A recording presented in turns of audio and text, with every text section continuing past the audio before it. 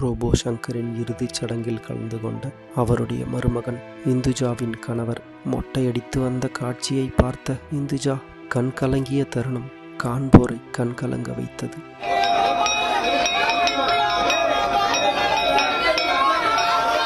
பக்கத்தில் இருந்த ரோபோவின் மனைவியும் அவரை கட்டிப்பிடித்து அழுத தருணம் மனதை உலுக்கியது.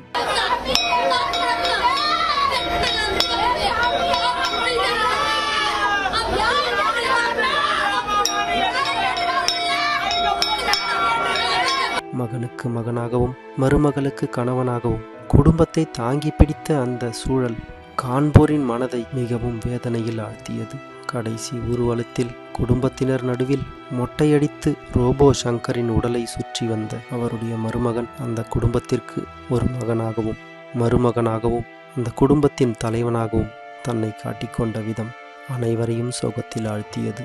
மொட்டையடித்து வருவதை கண்ட அந்த தருணம் ரோபோ சங்கரின் மனைவியும் மகளும் அழுத காட்சி அழுகையின் உச்சத்தில் உருக்கமான காட்சியாக இருந்தது.